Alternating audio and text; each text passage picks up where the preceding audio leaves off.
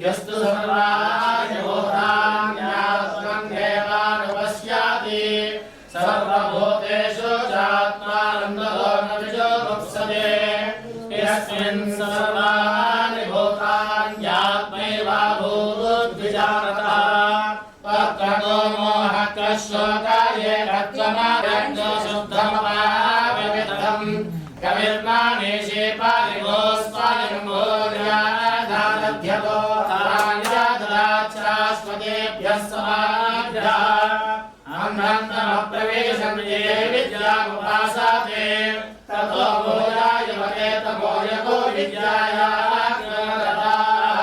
अन्य एवाहुर्विद्यया अन्यदाहुरविद्यया इति सर्ववेदा नाम्येन सद्वेदक्षिणे विद्याञ्जयस्तद्वेदो भयज्ञोऽसः अविद्यया मृत्युं येत्वा विद्यया मृतामस्तुते अन्धन्तमप्रवेशं ये सम्भूतिमुपासते ततो भूयाय वदेतमो यको सम्भूत्याज्ञाताहुरसम्भवात् इति षष्ठमवेदा नाम्येन सद्वेदक्षिणे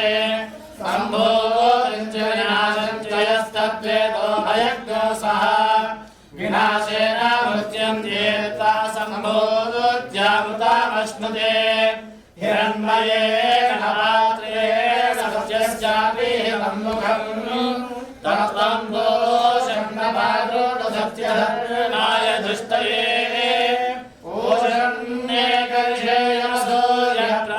ूर्यप्रागाद्गव्यो रश्मिन् समो हरे जयते रोगं कल्याणतमतत्ते पश्यामि योऽसा वसो पुरुषस्सोऽहमस्मि वायुर्नेन मरुतमधेदं भस्मात् दग्धशरीरम्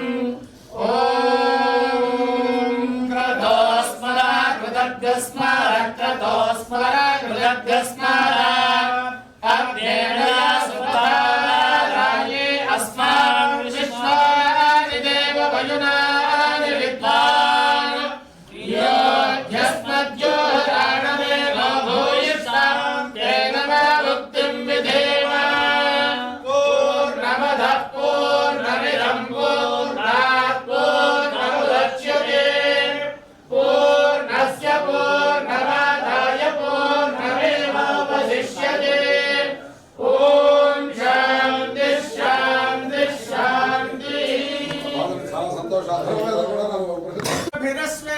शान्तिभिरस्वेभिरागाहे तं सूर्यस्य रश्मिभिस्तन्नास यज्ञया मेधामहं प्रथमां ब्रह्मण्वतीं ब्रह्माजूतामृषुश्च्युताम् प्रपीतां ब्रह्मचारिभिर्देवानामवासे हुवे यां मेधामृभवो विदुर्यां मेधामसूरा विदुः अर्षाय भद्राण्यां विदुस्तां मय्यावेशयामसि यामृषाय भूतकृतो मेधां मेधाविनो विदुः तयामामद्यमेधयाग्ने मेधाविनं कृणु मेधां सायं मेधां प्रातर्मेधां मध्यं दिनं परि मेधां सूर्यस्य रश्मिभिर्वचसा वेशयामहे ब्रह्मावायुधमग्रासीत् स्वयंभुवेकमेव तदैक्षतमहद्वैयक्षं यदेकमेवास्मि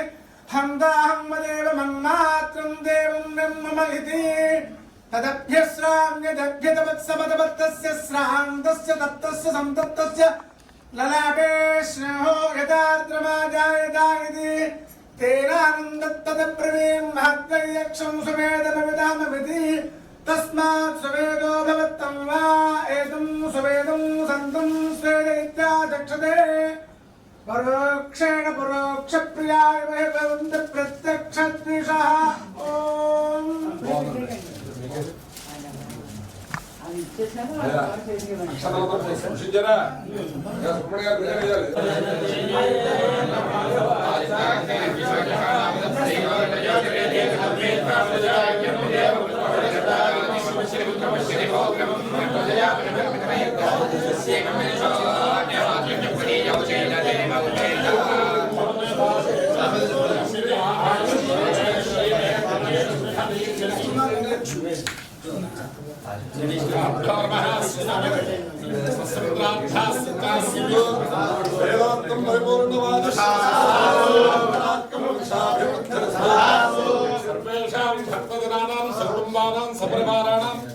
श्री स्वामी सदानंद सरस्वती दिव्यानुग्रह सिद्धिस्तु पूर्णानंद सरस्वती स्वामी दिव्यानुग्रह सिद्धिस्तु धर्मः उत्तरोत्तराभिवृद्धिस्तु धर्मः पार्वतीपतये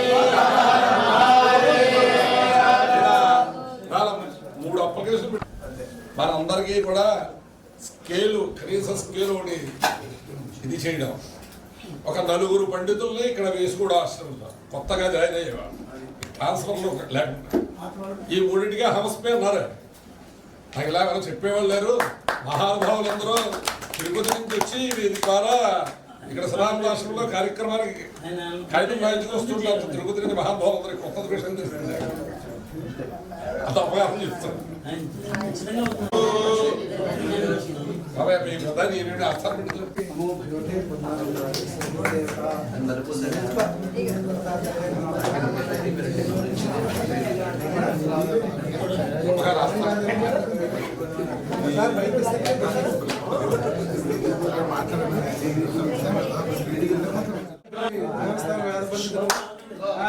స్థానిక ఈ తూర్పుగోదావరి నుంచి శ్రీకాకుళం పర్యంతం అధ్యక్షులు సూపర్వైజర్ గారు శ్రీ దత్తాత్రేయ కర్ణాపాటి గారు మీ అందరికీ కూడా నా హృదయపూర్వక నమస్కారాలు.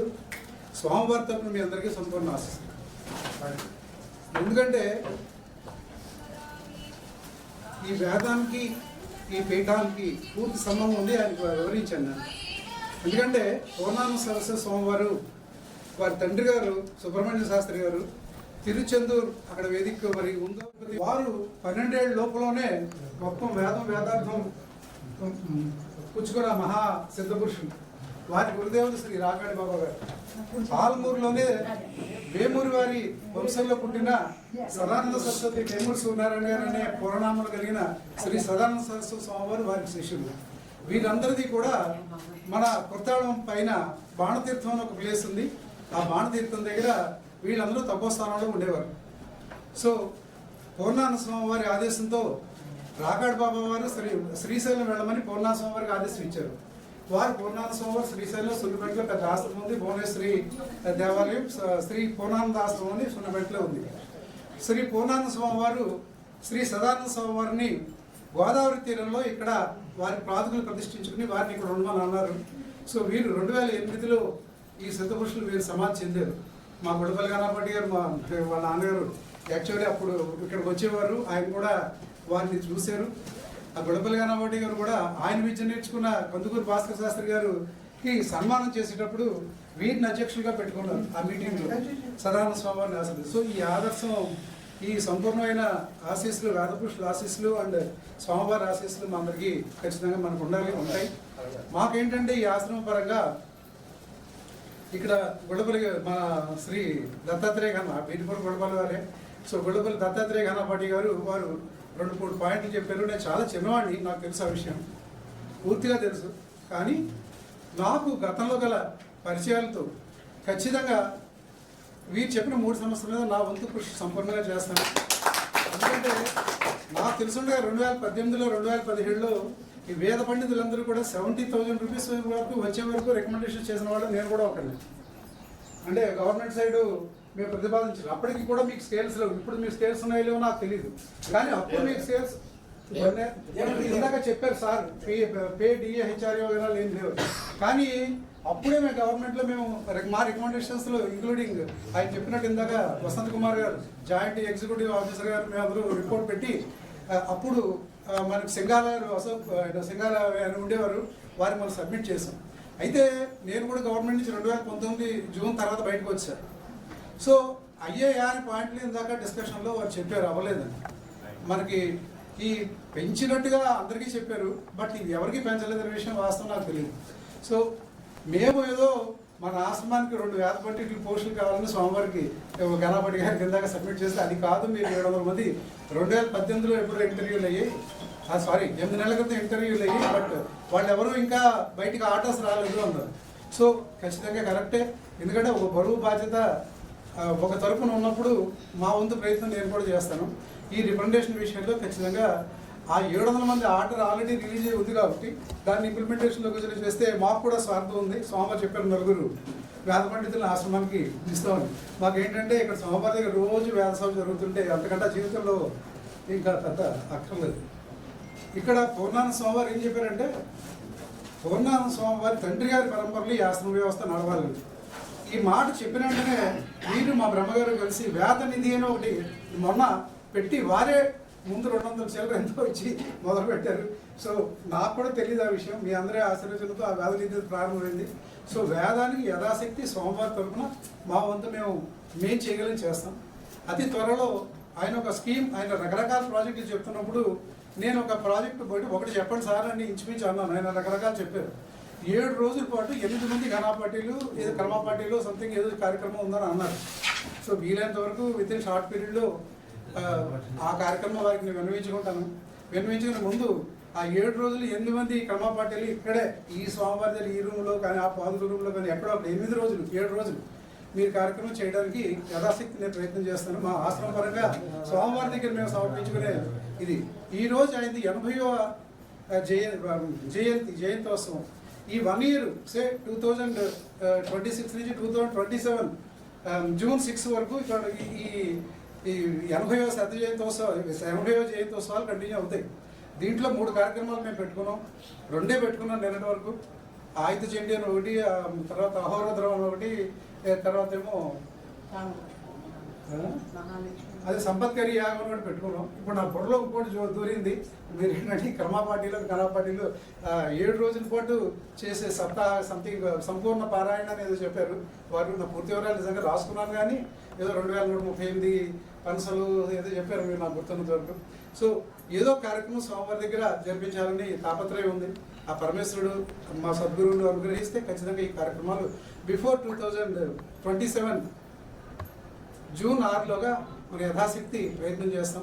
నెక్స్ట్ మాకు ఈ ఆశ్రమ పరంగా మీరు ఎప్పుడైనా సరే దయచేసి ఈ ఆశ్రమానికి మీరు మీకు ఎప్పుడు అవకాశం ఉన్నప్పుడు మీరు రండి. మీ వంతు మీరు ఇక్కడ సాధన చేసుకోవడానికి కానీ మీరు అనుకున్న ప్రక్రియలు ఏవైతే ఉన్నాయో ఏమైనా ఉంటే మీరు ఎక్కడ మీకు వచ్చి ఇక్కడ మీరు హ్యాపీగా ఆనందంగా చేసుకోవచ్చు. మీకు సకల ఏర్పాట్లు మేము మా వంతు మేము చేయగల మేరకు ఖచ్చితంగా చేస్తాం. ఎందుకంటే మాకు గణపాటి గారి నాన్నగారు రామచంద్ర గణపాటి గారు, ఆయన ఇద్దరు బాల్య స్నేహితులు. బాల్యం అంటే బాల్యం కాదు, మా 32-33 వయసు. ఆయనేమో ఆయన టీవీ నారాయణరావు నేను కలిసి మేము ముగ్గురం మా తాతగారి దగ్గర నేనేదో రుద్రం నేర్చుకున్నామంటే ఆయనేమో వేదాంతం నేర్చుకున్నారు, ఆయనేమో సంస్కృతం నేర్చుకున్నారు. సో అప్పటి నుంచి పరిచయం ఉంది.